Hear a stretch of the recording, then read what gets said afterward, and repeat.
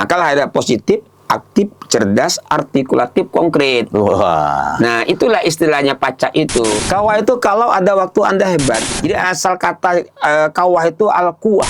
Ini kan sebenarnya pembelajaran. Siapapun yang memiliki kemauan yang keras, pasti dia akan sukses. Nah, masyarakat kita ini banyak orang yang kawah, banyak orang yang pacak. Banyak. Banyak ya? Cuman orang itu kan ngulutnya. Kalau kawah minus pacak, itu ngemacak. Tapi ada juga orang yang pacak, tapi tidak kawah. Nah, melanya. Jadi pacak minus kawah, melanya. Kawah minus pacak itu ngemacak. Ya, itu rumusnya itu ya? Rumusnya. Nah, bagaimana orang yang kawah supaya pacak, orang yang pacak supaya kawah, maka perlu yang ketiga tuh kangulun.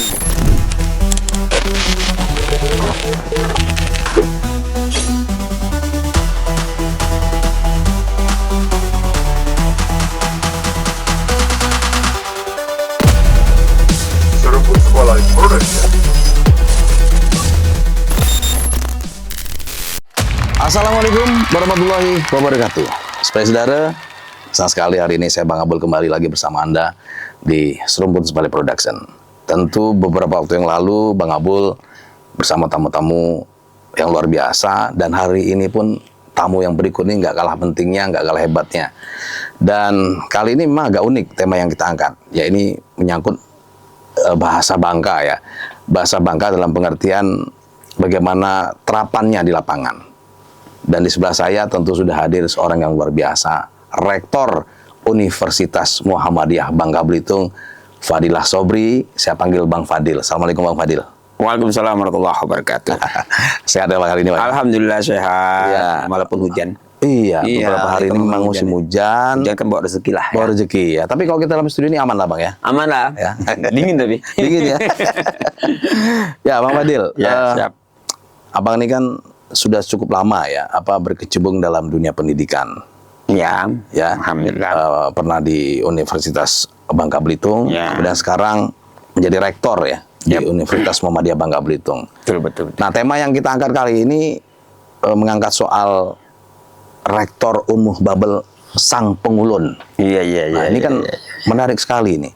Ya. Pesan penting apa dari Sang Pengulun untuk Rektor Umuh Babel ini sebenarnya, Bang? Ya, sebelum kita kepada pesan yang ingin disampaikan, tapi yang pertama itu kita harus memahami dulu filosofi itu Kang Ulun itu apa. Jadi sekitar 5 tahun yang lalu lah ya, kurang lebih ya, saya mempeloporkan istilah tukang ulun. Namun jauh sebelum itu, tahun 2004, itu saya mempelopori istilah pacak. Pacak. Kemudian 5 tahun kemudian 2009 saya mempelopori istilah kawah. Nah, lalu kemudian istilah kawah dan pacak ini sudah banyak yang menggunakannya. Saya bersyukur ya, karena filosofi Melayu Bangka itu bisa kita angkat. Lalu kemudian 5 tahun belakangan, ketika saya sebagai sekitar 2020 ya, 2020 atau 2018-2019 ya, itu saya mempelopori tukang ulun. Nah, ketiga istilah ini semuanya berasal dari kata ataupun kosakata orang Bangka. Khususnya gitu ya, Melayu Bangka lah. Bangka Belitung juga seperti itu. Ada kemiripan juga dengan Belitung. Nah, pertama itu istilah pacak ya. Istilah pacak itu sekarang sudah jadi istilah yang populer di masyarakat kita, terutama di kalangan kawan-kawan di birokrasi juga. Saya juga asal kawah pasti pacak segala macam seperti itu. Ya baguslah. Meskipun dulu saya pernah diminta oleh istri saya untuk dipatenkan. Oh, sempat mau dipatenkan? Sempat untuk dihakikan. Tapi ya sudahlah, kata wong itu istilah Bangka, kata saya kan seperti itu. Nah, namun saya tidak berhenti di situ. Saya jelaskan makna pacak itu apa. Pacak itu kan sebenarnya akronim. Saya buat jadi akronim. Walaupun pacak itu aslinya bisa ya. Bisa. Orang Bangka itu ya pacak. Harus pacak. Nah, jadi kisahnya awalnya itu, saya punya 2 orang kader. Kadernya itu sekarang sudah sukses ya, dua-duanya itu. Dulu di BKPRMI Bangka itu ya. Saya kan ketua BKPRMI Bangka. Yang satu itu ada, kalau dia ngomong tuh selalu ngomong tidak pacak. Selalu tidak pacak. Karena dia itu tidak orangnya standarnya sesuai dengan SOP. Jadi pesimis ya berarti ya? Dia bukan pesimis, tapi dia itu taat aturan.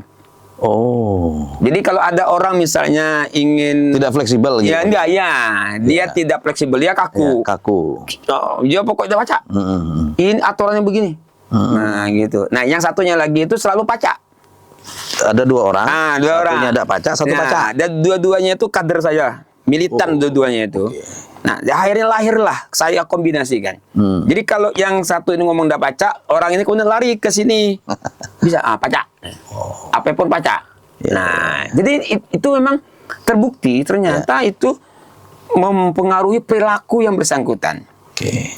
Ya, yang sampai yang sekarang yang pertama tadi itu dia menjadi orang jujur.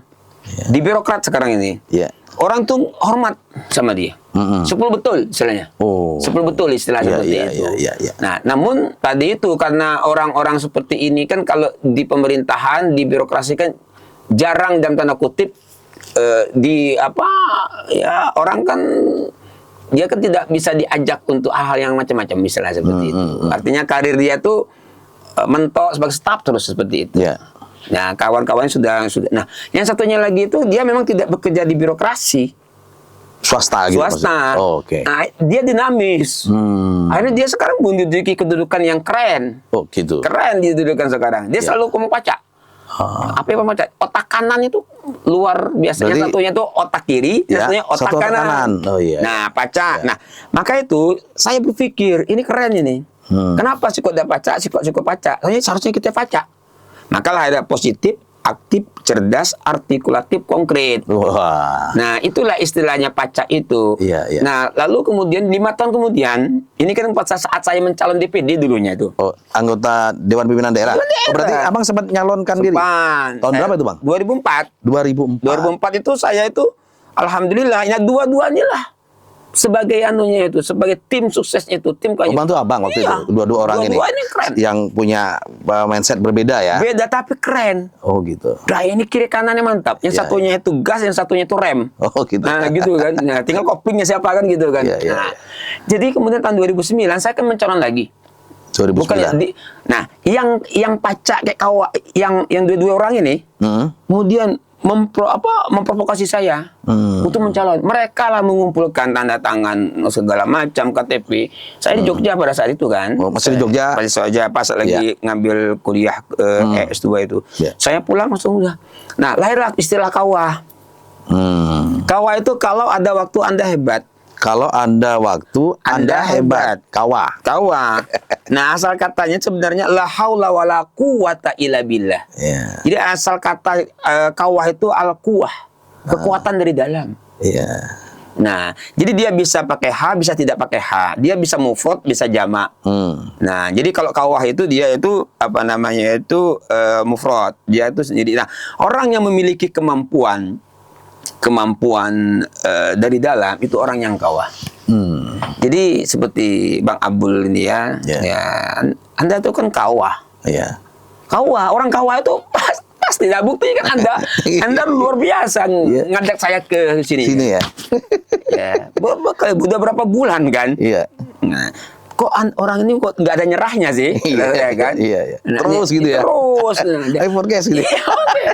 Padahal saya itu sudah memberikan, aduh ya Allah, pertama saya nggak ada waktu, waktu soalnya saya capek kan, kemudian saya sering ke pangkal. Iya, iya. Nah, maka kembali ketika ada orang podcast di kampus tuh saya, ini kan sebenarnya pembelajaran. Siapapun yang memiliki kemauan yang keras, pasti dia akan sukses. Ya, oke. Itu filosofinya. Baik, Bang Fadil, tentu terkait dengan sang pengulon tadi, ya, yang merupakan trigger supaya asak kawah dan kita pacak ini kemudian bisa jalan gitu. Iya. Yang terjadi di masyarakat Bangka Belitung sendiri, kalau Abang melihatnya seperti apa, Bang? Nah, masyarakat kita ini banyak orang yang kawah, banyak orang yang pacak. Banyak. Cuman orang itu tukang ulunnya. Tadi tukang ulun. Tukang ulunnya. Tadi itu tidak ada ya? Tidak ada. Tukang ulun ya. Nah, jadi kita ini perlu tukang ulun, pemimpin, leader. Nah, oleh karena saya berpikir ya, kan banyak kawan-kawan pulang dari Jawa, ke Bangka. Mereka tuh pinter-pinter. Tapi mereka bang apa gawe kami bang? Gitu kan ya. Iya. Kok Ika nih orang pintar-pintar kok, tapi kok Ika nih bingung mencari gawe. Seharusnya Ika tuh membuat gawe, kata saya. Kan.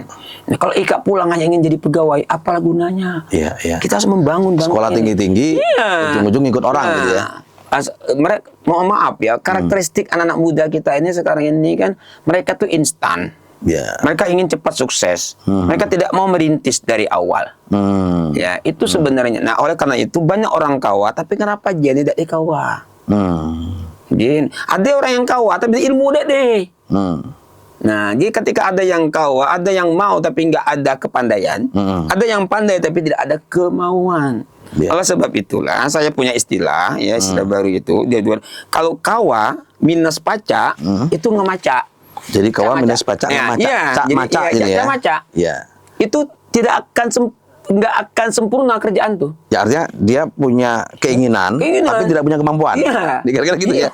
Akhirnya dia mengerjakan sesuatu tuh jadi sejadi, tapi sejadi-jadinya. Sejadi-jadinya. Karena tadi ngemaca tadi. Ngemaca tadi itu. Karena dia nggak ada ilmunya. Bertanya dia tidak mau, belajar dia tidak mau. Akhirnya udah.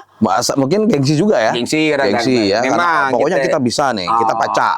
Akhirnya begitu menyelesaikan suatu pekerjaan, udah sesuai dengan harapan. Itu nanya ini ya. Ya, nanya dia tidak mau gengsi. Ya banyak kan orang kita nih gengsi. Masalah nggak dia? Iya, gengsinya banyak anak muda kita dia. Itu yang sering saya katakan. Nah, tapi ada juga orang yang pacak tapi tidak kawa. Nah, melanya. Jadi pacak minus kawa melanya, kawa minus pacak itu ngemaca. Ya, itu rumusnya itu. Rumusnya. Nah, bagaimana orang yang kawa supaya pacak, orang yang pacak supaya kawa, maka perlu yang ketiga tukang ngulon. Tukang ngulon inilah istilah baru 5 tahun. Nah, saya sempat dikatakan apa itu? Apa namanya itu ketua. Saya jadi ketua BPH. BPH STKIP Muhammadiyah. PAP ketua BPH. Sebelum sekarang ini ya. Istilah tukang ngulon, Maka itu di WA saya itu kan tukang ngulon. Saya tulis kan. Siapa orang tukang ngulon ini? Nah, ini sekarang ini sudah jadi viral. Nah, sudah jadi viral bahwa tukang ngulon itu ya Bang Fadilah ada Ranggan seperti itu. Nah, sekarang apa filosofinya? Saya kan tidak asal membaca itu. Saya neliti, saya wawancara. Observasi juga. Observasi. Akhirnya saya jurnalkan. Jurnal? Iya. Sang pengulun tadi? Iya. Jadi dia merupakan kepemimpinan berbasis kearifan lokal Melayu Bangka.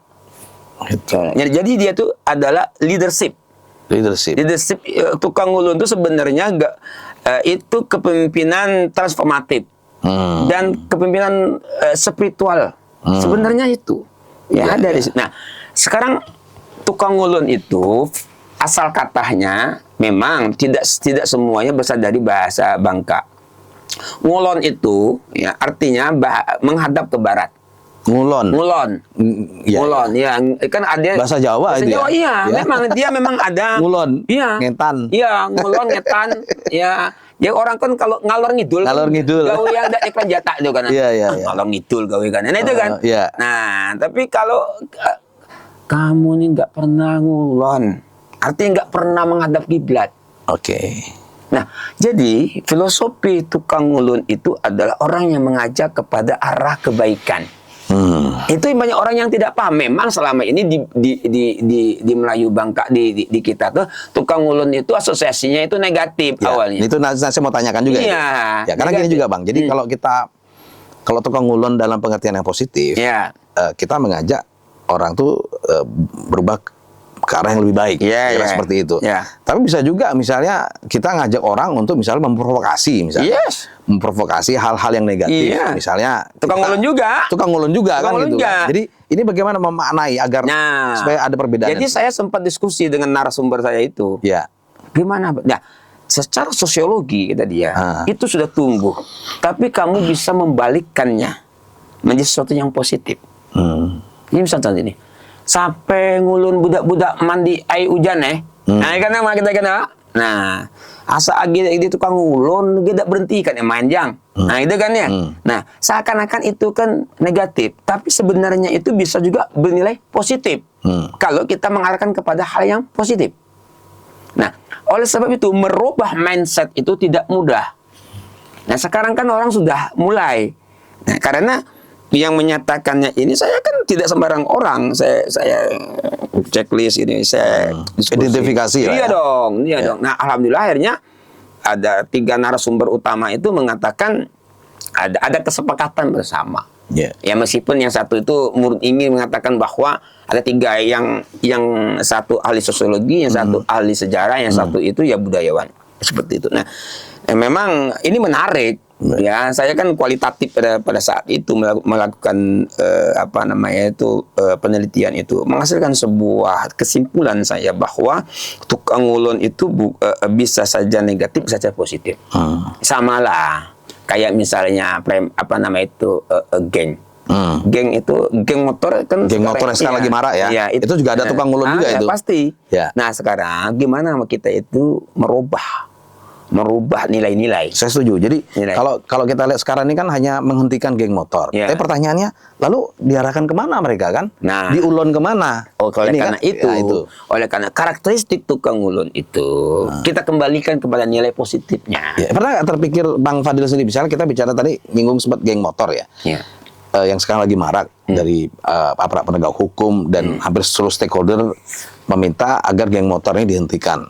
Artinya tidak ada lagi kegerakan-gerakan itu. Nah, dalam konteks tukang ulun yang kemudian tadinya ngarah ke geng motor, kemudian yang tadi Bang Fadil sampaikan, kira-kira itu bagaimana? Untuk supaya maknanya itu bisa jalan gitu. Itulah nilai-nilai yang harus kita tambah dalam semua itu, nilai dakwah. Maka tukang ulun itu adalah mubalik, harus jadi mubalik. Wajib ya? Wajib. Artinya dia seorang Jadi gini dulu, ya value ya? ada lima karakteristik, ya, 5 karakteristik tukang ulun itu, biar tuntas ya, biar tuntas saya jelaskan dulu ya. Jadi tukang ulun itu disebut tukang ulun jika memiliki 5 nilai ini. Ya, 1, dia harus mampu untuk mengajak orang. Nah, itu level pertama. Ketika ada seorang mampu mengajak orang, dialah pemimpinnya sebenarnya. Ngajak toh? Ngajak, ya? Ngajak. Nah, mengajak itu bisa dengan memanggil, menyeru, mengundang. Nah, Nabi Muhammad SAW itu rajin mengundang sahabat-sahabatnya. Maka dia mampu mengajak. Nah, pemimpin nggak mampu mengajak, bukan pemimpin. Pemimpin bukan diajak, pemimpin itu mengajak. Ngajak, ya. Nah, jadi siapapun ingin jadi pemimpin di Bangka ini, di Pangkal Pinang, harus mampu mengajak. Ngajak, ya. Mengajak kepada yang kebaikan. Kebaikan, ya. Nah, jadi yang pertama itu. Yang kedua adalah mereka harus bisa menggerakkan. Muharik, penggerak. Ya, provokator itu kan tergantung anunya. Itu sudut pandang. Ya. Kalau kita mandang positif. Ya. Hamas itu kan ada provokatornya. Ya. Ya enggak ya? Ada penggeraknya. Meskipun kata Israel dia adalah teroris. Nah, tapi bagi rakyat Palestina dia adalah pejuang kan? Sama lah kayak di zaman Belanda dulunya tuh. Banyak pejuang-pejuang kita dibilang pemberontak. Ya. Iya dah. Sudut pandang kan, bagi kaum penjajah kita yang melawan dikatakan pemberontak. Nah, bagi kita adalah pahlawan kan. Kalau kalah pemberontak, Ya. kalau menang pahlawan. Ya, itu sebenarnya tidak bagus juga kan? Tidak bagus juga. Gitu ya? Nilai-nilainya. Ya, Ketika ada orang mempertahankan nilai-nilai kehidupannya, itu kan jihad. Jihad itu di dalam agama. Kita membela keluarga kita. Misalnya kita sedang di rumah kita dirampok, ya. Kita membela, kita membunuh, itu sah menurut ajaran agama.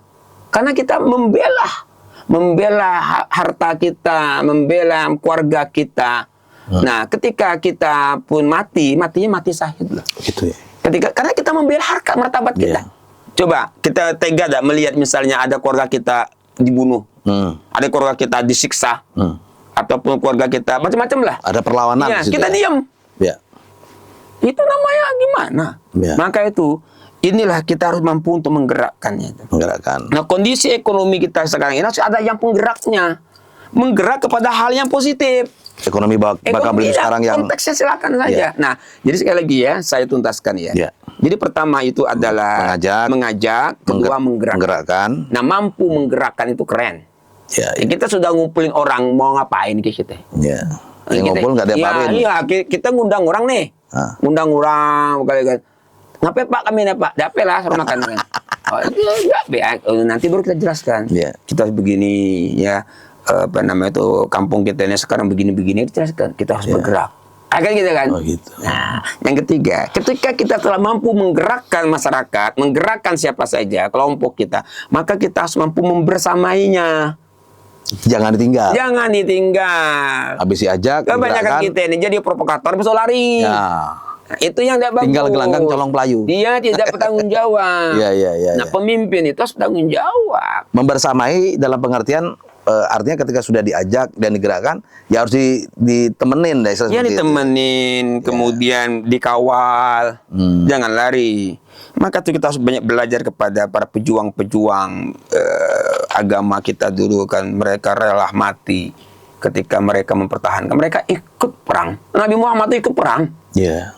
Nggak, dia jenderal, betul-betul jenderal, mimpin perang. Ya, nah, kayak kita tahu konteks Hamas sekarang, konteks di Palestina sekarang ini. Ismail Haniya, ya, Yahya Sinwar, luar biasa mereka. Mereka jadi martir. Mereka tidak meninggal. Coba kalau dia mau hidup mewah bisa toh. Dia berkoalisi aja sama Israel. Bisa saja selesai kan? Ya. Kaya hidupnya. Tapi nggak seperti itu seorang pemimpin. Ya.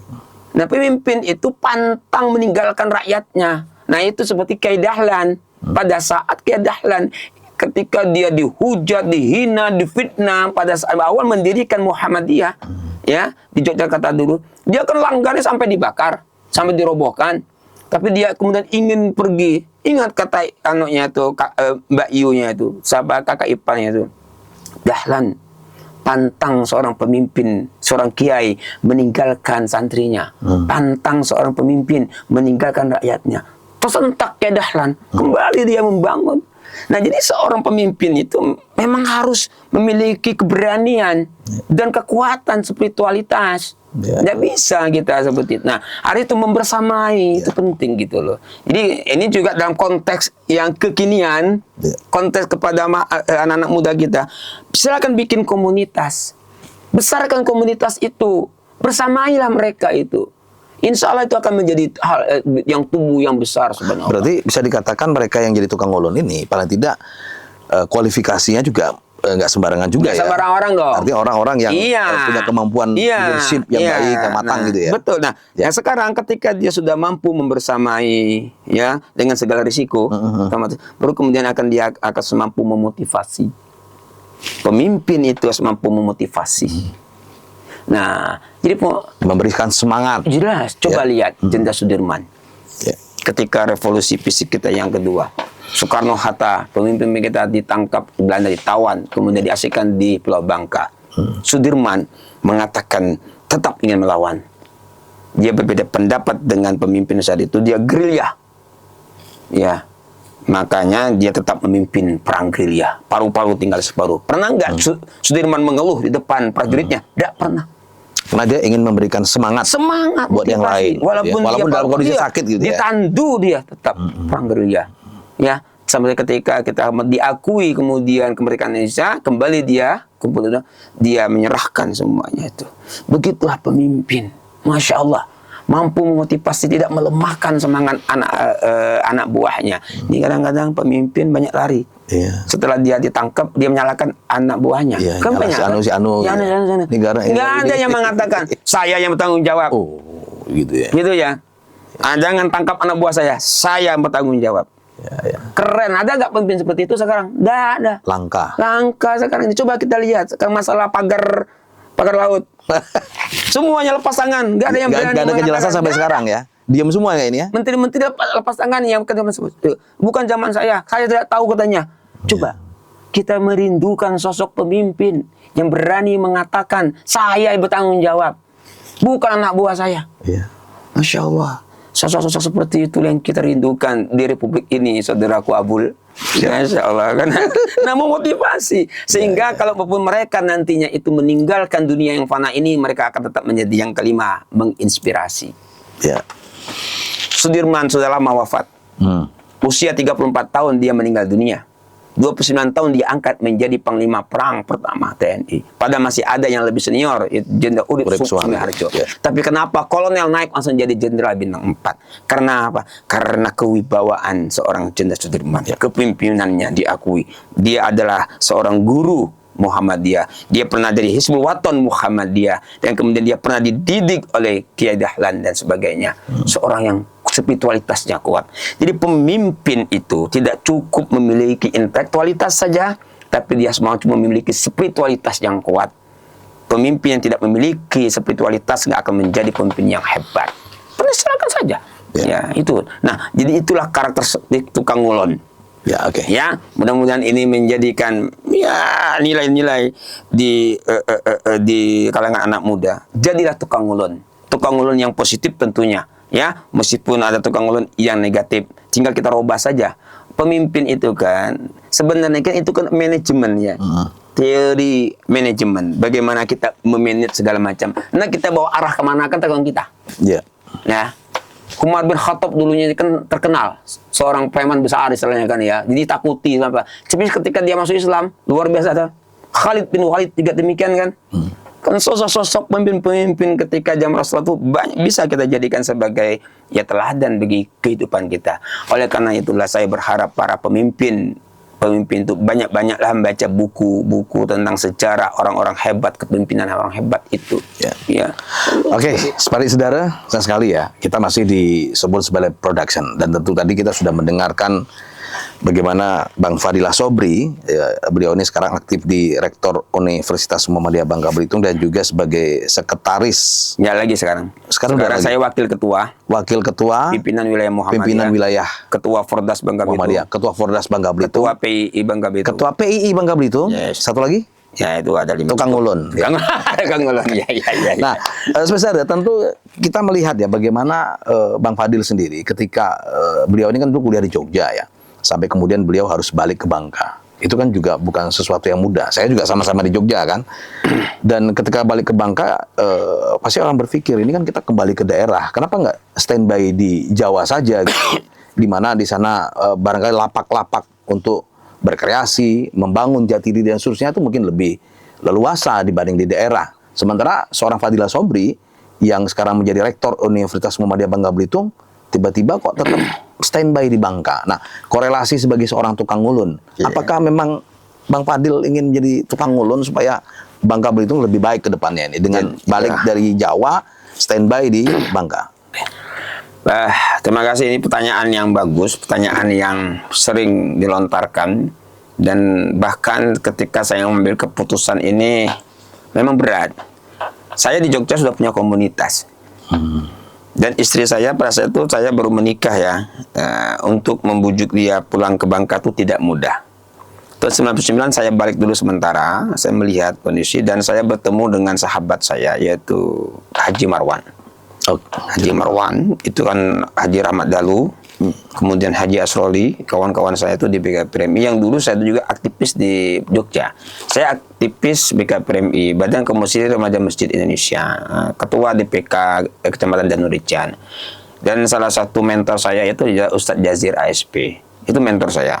Nah, oleh karena itu, saya mengambil keputusan untuk pulang itu memang berat. Karena saya sudah membangun komunitas. Saya punya Lentera Ilmu. Lentera Ilmu itu sekarang masih ada. Itu lembaga pembinaan pengembangan sumber daya manusia, Lentera Ilmu. Saya mengumpul aktivis-aktivis kampus. Kemudian juga saya membentuk suatu komunitas guru TPA yang itu mengajar anak-anak TPA di SD-SD negeri. Nah, dan itu berjalan sampai sekarang masih. Nah, saya pulang kemudian saya juga punya guru, ya, guru agama, ya, saya guru tafsir saya itu selama 7 tahun saya belajar. Dia menangis ketika saya mau pulang itu, karena saya tuh udah dikader dia untuk mengganti dia. Ya, dia menangis dia tuh. Ya. Jadi yaitu almarhum Pak Idris Yahya, ya, muridnya langsung dari Pak Asa Bazir, ya, tokoh Muhammadiyah. Kemudian saya juga punya orang tua angkat di sana yang mereka menangis juga. Apa Mas Fadilah di Jogja ini tidak akan bisa makan, Mas, katanya. Enggak, bukan itu. Saya punya cita-cita. Cita-cita saya itu membangun Bangka Belitung. Membangun Bangka pada saat itu. karena banyak orang yang tidak mau pulang. Kawan-kawan karena saya tuh jarang yang pulang. Semua tinggal saya yang pulang. Nah, saya memang kuliah cukup lama, tapi saya bersyukur ya ketika kuliah itu saya tidak hanya kuliah, saya mondok ya, dan juga termasuk reformasi 9798 saya ikut andil di dalamnya. Sahabat saya Herman Hendrawan itu kan sampai sekarang tidak ditemui di mana kan. Dia aktivis dari Unair ya, saya di Jogja.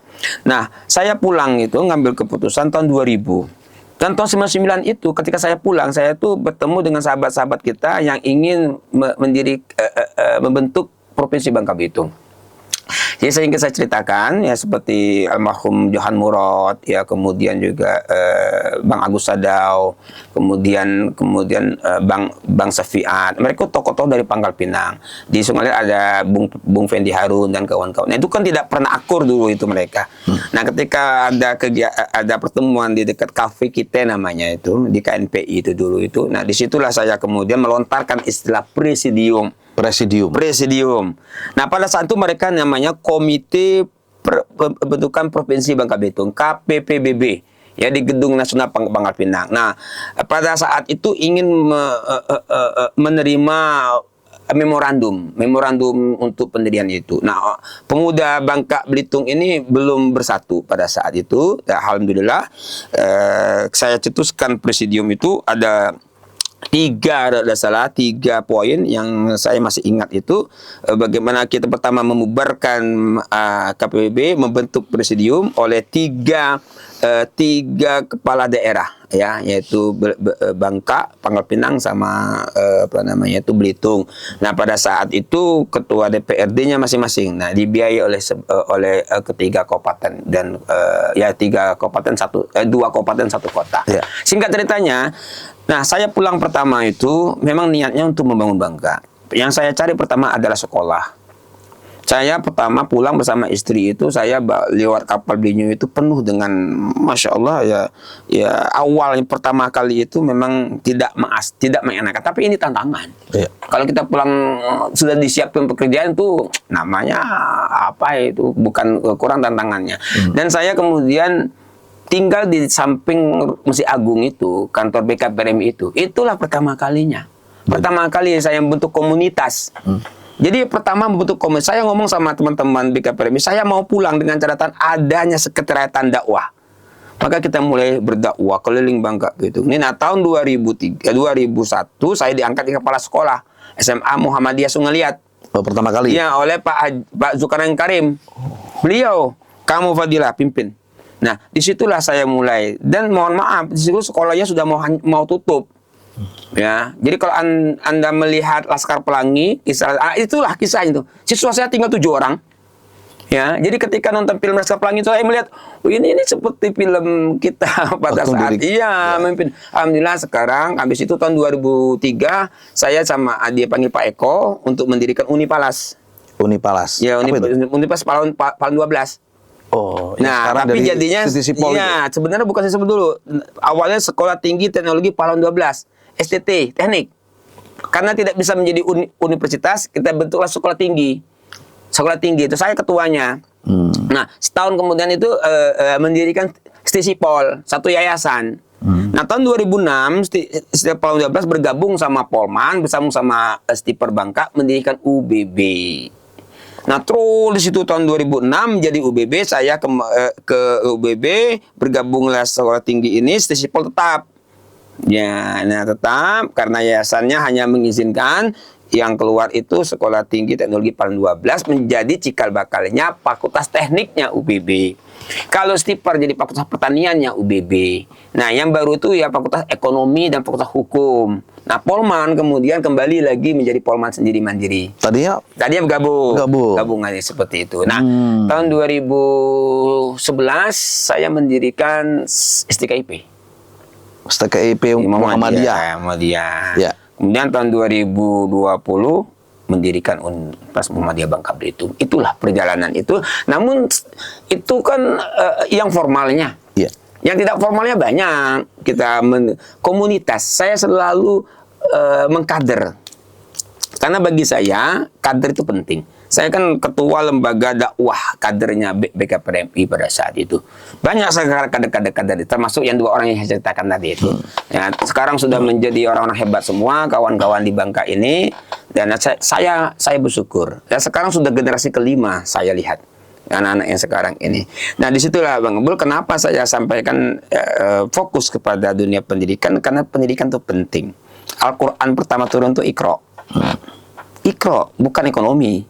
Bukan politik, ya bukan sholat, bukan perintah haji, tapi perintah membaca.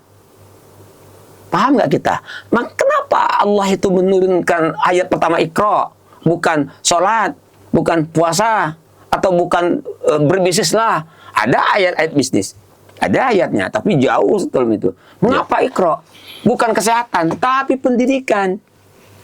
Jadi ketika kita bergelut dunia pendidikan, insya Allah membangun sumber daya manusia jauh lebih penting, ya, ketimbang bangun yang lainnya. Oleh karena itu, anggaran pendidikan itu memang sudah benar kalau 20% itu untuk pendidikan. Tapi kita lihat sekarang bagaimana pendidikan kita mahal sekarang ini. Nah, bagaimana kita akan menjadi bangsa yang besar, menjadi bangsa yang hebat kalau pendidikan kita tuh jauh tertinggalnya. Nah, oleh karena itu, ya, kalau kita ingin maju, Bangka Belitung ini, pendidikan harus diutamakan. Ya, oke. Pendidikan utama. Bang Fadil, jadi tadi Anda bercerita waktu Anda di Jogja ya. Ya. Anda tadi cerita Anda mengumpulkan. Ya. Jadi ini sebenarnya nggak jauh beda dengan tema kita di awal, ya ini sang pengulon ya. Ya. Artinya memang Anda ini dari dulu Bang suka ngulon orang Betul, ya. Kemudian betul. sampai kemudian di Bangka Belitung juga seperti itu, baik itu di dunia formal, Ya. di kampus dan sebagainya, Ya, maupun ya. di luar kan gitu, seperti itu. Betul. Nah, tetapi pasti juga ada tantangan yang harus Bang Pasti. Fadil hadapi ya, karena mengingat bagaimana tipologi masyarakat Bangka yang katanya sih kalau kemarin Pak Bustami bilang egaliter ya, Iya. orangnya merasa bahwa semua hampir sama gitu. Sementara ini kan kita tahu bahwa kemudian kalau waktu kita tinggal di Jogja ada namanya budaya ewuh kepekewuh gitu, Ya. sungkanan dan seterusnya gitu. Ini bagaimana terapannya di Bangka Belitung sendiri? Kalau Bangka Belitung itu enggak, memang benar dikatakan Pak Bustami itu bahwa orang Bangka itu egaliter. Dia sebenarnya dia rasa malu, jadi begitu. Ya, asalkan cara kita ngajaknya itu benar. Masuk ke hatinya. gitu Iya, jadi begini ya. Orang Bangka itu sebenarnya mereka itu apa ya? Kalau sudah cocok, dia habis-habisan. Gitu. Iya. Dan memang saya sering mengatakan mewujudkan loyalitas itu tidak mudah. Loyalitas itu kan sering saya katakan berbanding lurus dengan royalitas. Nah, Harus royal ya. iya, maka tukang ulun itu harus kuat modalnya memang. Iya, harus punya apa logistik juga ya. Iya. Ya. Cuman ya kadang-kadang kan kita kan tidak sendiri. Nah, maka tuh trust, kepercayaan tuh penting sebagai tukang ulun itu. Untuk menjaga integritas ya. Jadi misalnya saya tinggal minta. Minta saya itu saya mengajak. Ya. Oke, kalau antum nggak bisa hadir, bisa nggak antum bantu anak-anak ini? Karena Bang Fadil punya value, orang oh ya oke, saya bantu gitu kan. Saya tidak memerlukan duit Anda, tapi saya membutuhkan nasi bungkus Anda. Ya. Oh siapa? Ya, berapa bungkus Pak? Sering kan? Untuk memperkuat Iya. apa ya? Nah, kita ini kan komunitas harus juga berbagi amal soleh. Ya. Kita ini kan menyalurkan amal soleh orang. Mungkin banyak orang itu yang ingin beramal soleh, tapi dia tinggal ke tempatnya. Ya. Nah, maka saya ngomong sama teman-teman, sama anak-anak itu. Kalau kalian punya kegiatan, jangan pernah berpikir bagaimana duitnya. Duit, anggaran, jangan dipikir. Ya, yang penting kerja dulu ya. Tapi kita cari. Kita cari. Cari. Kalau dipikir, kita tidak dapat. Pikir-pikir nggak jalan-jalan juga ya. Dicari. Oh, Ya. benar Pak, benar. Tapi gini Bang, sama juga dengan sekarang Abang kan sebagai rektor Universitas Muhammadiyah Bangka Belitung. Iya. Sebelumnya jadi STKIP ya, kemudian jadi itu semua berita. Dulu kan pertama kali Bang Asraf ya, Iya. sebagai rektor dan ketua ya. Kemudian beliau abang kandungnya Bapak Jasobri juga ya. Diteruskan adiknya gitu. Dan sekarang kita melihat bagaimana Universitas Muhammadiyah Bangka Belitung sendiri sepertinya bisa dikatakan keberadaannya di Bangka Belitung cukup diperhitungkan juga itu. Alhamdulillah. Ya kan, artinya bagaimana Bang Fadil membawa Universitas Muhammadiyah Bangka Belitung sekarang punya nama, kemudian mahasiswanya juga banyak, kemudian berkibarlah dan banyak kader-kader Muhammadiyah yang ada di Universitas Muhammadiyah Bangka Belitung itu sendiri juga kiprahnya juga banyak kemana-mana juga gitu. Ya. Nah, ini tentu tidak terlepas dari jati diri Bang Fadil sendiri ya. Ya, jadi saya membuat kampus itu bukan sebagaimana kampus biasa. Ya. Saya pun tidak membuat itu seperti sebuah perusahaan. Kita ini milik kita semua. Ini rumah kita. Kalau kita ingin membesarkan rumah kita, yuk sama-sama. Ya, kita ini hanya diberikan amanah, ada jangka waktunya. Oleh karena itu, bantu saya. Anda kalau ingin membesarkan Muhammadiyah, dengan cara Anda berbuat terbaik di kampus ini, itu sudah membesarkan Muhammadiyah. Nah, saya sering mengajak mereka, itu dakwah. Yeah. Coba, kemarin tuh saya berapa titik dakwah. Bawa anak-anak kampus Muhammadiyah. Saya ajak, siapa yang mau ikut? Siapa? List, pakai bus. 20 orang mau ikut. Oke, ikut. Dan mereka datang dengar aja makan, kan sudah, itu jangan dilihat. Tapi ada nilai. Coba mana ada kampus yang seperti itu? Mohon maaf. Ya mau ya. Yang mau seperti itu. Harus yang mau ngulun itu. Mohon maaf, ya. misalnya. Ya, pucuk pimpinan yang mau terjun. Karena ini sudah menjadi kebiasaan saya berdakwah. Ya. Dulu ketika saya di UBB, saya sering pinjam mobil. Saya izin sama Pak Bustami sebagai rektor. Pak Bus, saya pinjam mobil ini untuk pakai dakwah. Pakailah. BN 204. Terkenal itu. Saya pakai di mana-mana. Abang nggak pakai itu? Keliling ke RAB, Ketuing, kemana. Ya, itu mobil dakwah. Walaupun nanti dia akan menjadi saksi nantinya. Nah, sehingga orang itu mengenal kampus kita itu lewat dakwah itu. Dan kita dakwah juga tidak hanya sekedar menyampaikan nilai-nilai keislaman, tidak hanya sekedar normatif, tapi kita membawa pasukan yang berbagi. Kita membawa lazismunya. Kemarin kita ke RAB, kita mengadakan sunatan massal. Langsung saya yang sebagai ceramahnya segala macam. Ada 27 orang anak, ada yang non muslim ikut sunatan massal. Keren kan, itu kan dakwah. Akhirnya apa? Orang tuanya minta diislamkan. Saya islamkan. Ada ya begitu? Ada 2 orang kemarin itu. Langsung, Pak, saya mau Islam, Pak. Oke. Ini dipaksa enggak? Enggak, Pak. Udah. Alhamdulillah. Dakwah. Nah, jadi sekali lagi, dakwah itu kan harus membebaskan. Dakwah itu harus memberdayakan. Dakwah itu harus menggerakkan. Jadi tukang ulun dan mubalik itu cocok. Maka seorang tukang ulun yang ingin jadi tukang ulun yang tidak biasa-biasa saja, dia harus menjadi bertransformasi menjadi seorang mubalik. Jadi tetap arahnya ke situ ya? Tetap ke situ. Nah, jadi saya membuat kampus Muhammadiyah itu sebagai lahan dakwah. Lahan dakwah. Karena Muhammad itu gerakan dakwah. Muhammadiyah gerakan Islam, gerakan dakwah. Muhammadiyah juga gerakan tajdid. Dan gerakan ilmu, gerakan amal. Jadi kalau kita bermuhammadiyah sejatinya, kita melaksanakannya luar biasa. Maka jangan apa ciri gerakan? Ciri gerakan itu tidak pernah berhenti mengalir. Seperti air. Air kalau dia berhenti mengalir, dia akan menyumbang penyakit. Ya, Bang Fadil, saya ini dari tadi mendengar Anda bicara, ya, semangat ya. Semangat lah. Semangat ya. Jadi mungkin saya pernah lihat Anda kurang sehat juga ya. Maksudnya lagi capek apa gitu ya. Tapi Anda juga tetap semangat ya. Walaupun sebenarnya juga lelah juga ya. Iya. Ini sebenarnya masyarakat juga perlu tahu juga bahwa kemudian di tengah kesibukan jam kerja aktivitas Anda gitu ya. Tentu Anda juga harus mengatur ya bagaimana kesehatan Anda juga harus diperhatikan, karena seorang tukang ulun itu kan seperti Anda katakan tadi itu masih langka ya. Apalagi fenomena-fenomena tukang ulun itu sendiri seperti Abang katakan tadi, ada yang positif dan ada yang negatif. Ini bagaimana? Ada saya tuh entah kenapa ya, saya tuh kalau lagi ngomong itu walaupun lelah tuh, saya tuh nggak tahu jawabannya apa. Saya pernah jadi khotib. Sebelum khotib saya batuk-batuk terus. Maka tuh saya tidak mau jadi imam. Kalau jadi imam itu napas saya pendek. Jadi begini. Kalau saya sudah di mimbar, sepertinya ada energi. Saya juga heran. Apakah ini memang Allah? Pasti Allah lah. Ya. Nggak ada lelahnya saya. Tapi setelah itu, nah namun saya tuh bersyukur dianugerahi Allah itu istri yang pandai mengurus suami gitu kan. Ini yang penting ya. Ya. Karena terus terang saja ya. Ini kalau istri Anda dengar pasti senang banget nih. Ya mudah-mudahan dia. Mudah-mudahan dengar. Ya, saya tuh sering membangga-banggakan istri saya kan, tapi di belakang dia, saya nggak mau di depan dia. Di depan belakang nggak apa-apa juga. Kalau di depan dia kan nanti dia telinganya besar gitu. Jadi begini, Iya, iya. dulu karena saya itu bersyukurnya pertama, istri saya itu mau diajak ke Bangka. Mau dia? Mau itu loh, walaupun Berapa lama proses untuk membujuk? Setahun. tahun.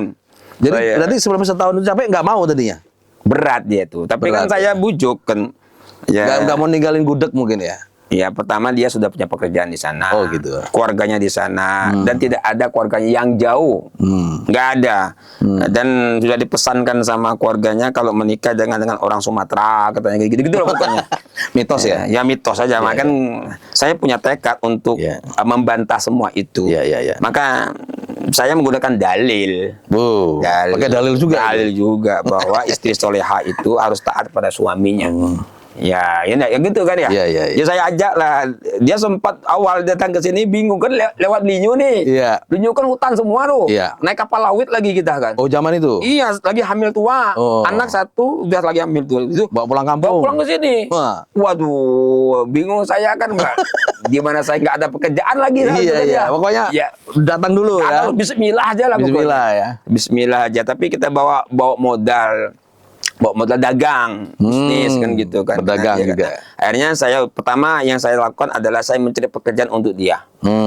Itu dulu kata saya. Pertama ya? Pertama gitu. Biar dia aman kan, dia kan master lu pada saat itu dia tuh masalahnya master. Kan jarang master. Iya, iya, iya. Bangka. Zaman itu ya. Mana ada perempuan Iya. lagi kan. Iya, iya, iya. Nah, saya ngajar di Stiper, ngajar di IBEK segala macam. Nah, malam-malam setiap seminggu sekali dia ngajar, saya di pondok pesantren Aduha punyanya Ustadz Edward itu saya ngisi pengajian di situ. Malamnya saya membina anak-anak HMI. Oke. Tadi di tahun 7 tahun saya itu bimbing pakai motor Vespa kami itu. Oh. Nah, setiap malam Kamis itu. Itulah liku-likunya. Iya, iya. Nah, jadi sekali lagi apa namanya itu kalau tantangan itu pasti ada. Iya. Pasti ada ya. Nah, kemudian kita kan dalam dakwah itu janji Allah itu kan wa may yattaqillah wa ja'alhu makhraja wa yarzuqhu min haitsu la yahtasibnya. Barang siapa yang bertakwa pada Allah maka Allah itu pasti Allah itu akan ya pertama ya apa ya Allah itu akan memberikan kita itu bantuan pasti itu dan kita akan diberikan rezeki yang dari tidak diduga-duga. Iya. Kemudian kita tuh akan dihindarkan dari masalah-masalah ya. Udah. Nah, kemudian bagaimana konsep kita merubah lelah menjadi lillah. Selalu itu seperti Itu yang saya poin kata. poin pentingnya ya. Jadi Dan yang jelas di rumah ada dejamu. Oh, ya. Ini di jamu. Jadi kebetulan seperti saudara, istri beliau ini juga kan produksi jamu juga gitu. Jamunya Dejamu Melayu. Dejamu Melayu ya. Dan beliau ini saya sempat tanya, itu fitnya kenapa salah satu minum dejamunya beliau ini? Iya, iya, iya. Pak Badil, Anda bisa dikatakan luar biasa seperti sekarang ini. Tentu orang mengenal Anda sebagai sosok yang religius ya. Dan sampai kemudian Anda juga menjadi seorang rektor Universitas Muhammadiyah Bangka Belitung yang pertama tentu saja. Iya, iya, iya. Tentu kita akan juga melihat pasti potret Universitas Muhammadiyah Bangka Belitung akan membesar. Insya Allah. Tapi harus ada yang awal kan seperti Iya, iya. kira-kira. Tetapi di belakang itu semua, Anda tidak berdiri sendiri tentunya. Nah, bisa Anda sebutkan lah beberapa nama orang-orang yang berpengaruh dalam kehidupan Anda sampai kemudian Anda saya nggak mengatakan sehebat seperti sekarang ini, tapi saya mengatakan bahwa keberadaan Anda cukup diperhitungkan di Bangka Belitung. Baik, pertama jelas orang yang paling berpengaruh dalam kehidupan saya itu ya orang tua saya, ayah dan mak saya. Ayah saya itu mengajarkan saya keberanian untuk mengatakan kebenaran. Mak saya itu mengajarkan kasih sayang, cinta. Dua manusia itu yang luar biasa. Kemudian adalah guru-guru saya.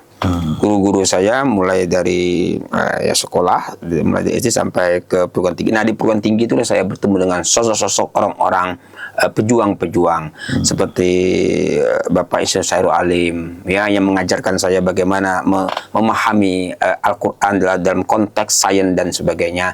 Kemudian Ustadz Jazir ASP yang mengajarkan yang luar biasa, beliau itu mengajarkan saya lebih berani lagi. Kemudian juga sosok dosen saya yaitu Pak Dim Sikri Hadi, kemudian juga Pak Muklas Hamidi. Mereka tuh orang-orang hebat semuanya. Dan di Bangka Belitung ini juga banyak sosok-sosok yang telah mewarnai kehidupan saya. Pertama seperti ya Pak Zulkarnain Karim, Pak Rusdi Rahman, Pak Armen Helmi Yuda, itu adalah sosok-sosok yang mewarnai. Pak Helmi Yuda itu bagi saya sebagai orang tua ya. Kemudian juga seperti Pak Rusli itu dekat dengan saya. Jadi mereka itu mewarnai pergerakan saya. Dan saya pikir itu ya yang paling kan mungkin banyaklah semua itu. Jadi sahabat-sahabat saya juga karena saya punya prinsip karena begini ya. Moyang saya itu kan makamnya di Lubuk Bunter ya. Moyang saya itu yaitu di Batibarin. Moyang Ya, Bang Fadil sendiri ya. Saya itu ya. Nah, jadi darah perjuangan itu selalu mengalir. Ya, jadi maka saya katakan kita ini ditajamkan sebagai pejuang. Pejuang sampai kapanpun kita harus berjuang. Untuk apa? Untuk membumikan nilai-nilai kebenaran itu. Maka saya itu tidak begitu kalau diajak orang apa istilahnya, kalau untuk jadi pejabat itu saya itu malas. Saya tidak tertarik dan dijanji pun enggak, saya itu cuma malas saya gitu. Saya ingin tumbuh seperti itu. Nah, tumbuhnya anak-anak muda Bangka Belitung ke depan itu harapan saya. Oke, baik. Terakhir Bang Fadil. Ya. Setiap manusia itu pasti ada fasenya. Ya. Anda kan sebagai rektor Universitas Muhammadiyah Bangka Belitung ya, fasenya di situ sekarang. Tapi dalam konteks sebagai seorang rektor, Anda juga dikenal sebagai seorang tukang pengulon. Ya. Nah, tentu saya ingin bertanya tentang saat ini. Anda berada di fase mana dan kemudian apa hal yang belum Anda wujudkan tapi menjadi cita-cita Anda ke depannya nanti? Kalau untuk kampus, saya berwujudnya ingin membesarkan kampus ini punya fakultas kedokteran. Ya, punya fakultas kedokteran. Minimal kedokteran gigi. Kemudian punya pasca itu untuk kampus. Dan untuk saya yang namanya mubalik itu nggak ada berhentinya. Di Muhammadiyah itu nggak ada pensiunnya. Kalau dikatakan apa cita-cita, ya selagi kita masih diberikan umur panjang, kesempatannya terus berjuang. Pejuang itu nggak ada selesainya, ya sampai kapanpun. Namun kita harus paham bahwa kita pasti ada batasnya. Nah, kita harus meninggalkan legasi yang terbaik bagi anak cucu kita ke depannya itu. Oleh karena itu saya sering mengatakan begini ya, setiap pemimpin itu ada masanya. Ya, setiap masa itu ada zamannya. Setiap zaman itu ada sejarahnya. Dan sebaik-baik orang ada orang yang mampu membaca sejarah. Dan lebih baik dari itu adalah orang yang mampu membuat sejarah ataupun menulis sejarah. Lebih hebat dari itu adalah orang yang mampu membuat sejarah. Maka pemimpin yang hebat adalah pemimpin yang mampu membuat sejarah. Ya, maka kita akan harus membuat sejarah di Bangka Belitung ini bahwa ada pendidikan yang hebat, ada sumber daya yang hebat, sumber daya manusia yang hebat, dan sehingga kita mampu melahirkan generasi-generasi hebat. Saya pikir itu yang paling penting itu. Oke, terima kasih Bang Fadil Sobri. Seperti saudara, seru sekali ya obrolan kita hari ini ya. Tentu kalau kita ngobrol sama Bang Fadil ini nggak ada habisnya.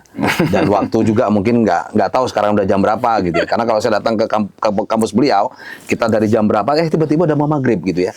Saking asiknya ngobrol sama beliau. Oke, seperti saudara, sekali lagi saya Bang Abul dari Serumbun Sebelai Production mengucapkan terima kasih atas perhatian Anda. Anda tetap bisa menyaksikan tayangan video kami ini di YouTube secara lengkapnya. Kemudian Anda juga bisa menyaksikan di TikTok, kemudian di Facebook dan Instagram dengan nama akun Serumbun Sebalai Production. Kita ketemu lagi dengan narasumber hebat lainnya, dan pastikan Anda tetap klik like, subscribe, dan jangan lupa kasih komentar di akun-akun kami di Serumbun Sebalai Production. Terima kasih Bang Fadil. Sama-sama. Sampai jumpa. Assalamualaikum warahmatullahi wabarakatuh. Waalaikumsalam warahmatullahi wabarakatuh. Serumbun Sebalai Production.